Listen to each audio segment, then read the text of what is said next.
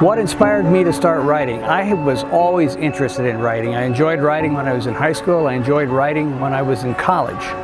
But I never really thought about writing a book until I inherited a book from my grandfather. Most of his grandchildren and children wanted his furniture, his jewelry, and all that sort of stuff. I wanted his books because he was quite an avid reader.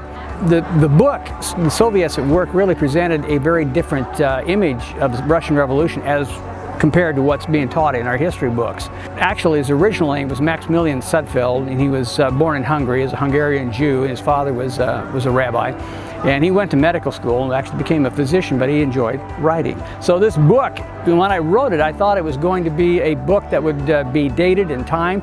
It's actually becoming more relevant as time goes on. Well, it is exactly about the growth of nihilism and the postmodern decline, and it works in many different facets, both politically, socially, with our education, with medicine. When I was in college, I did a lot of research as an undergrad, even, and we were researching the properties of particulate carbon, and so I'm quite experienced with physics and chemistry. And anyway, I started to look up the cause and effect of climate change. And it's really a bunch of bunk. What the modern climate people are doing is they're using correlation in place of cause and effect to talk about climate change.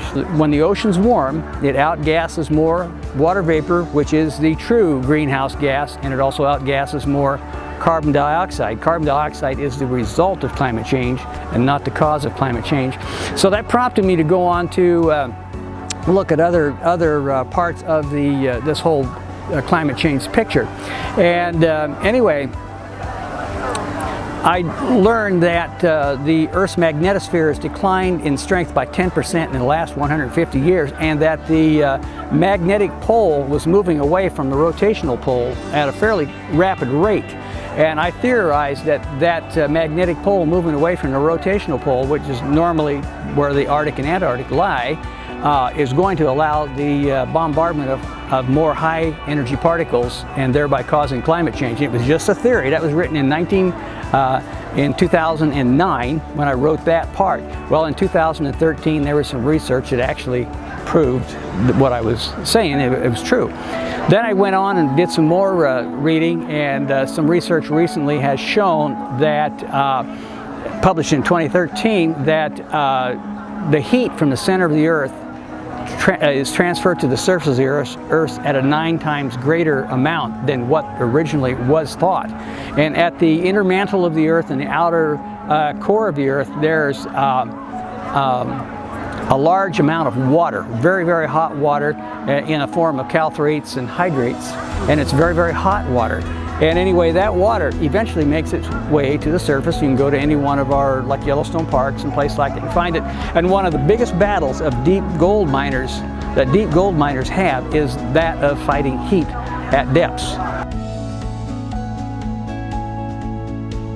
I'm not really sure what I want them to take away. I just try to express facts, you know, not facts as I saw them, but facts, period. I mean, we are caught in such a society now that you have your facts, I have my facts, they have their facts, and that's not really good science when you do that. So anyway, what I want them to mainly take away from the book is when they read something, become a better critical thinker.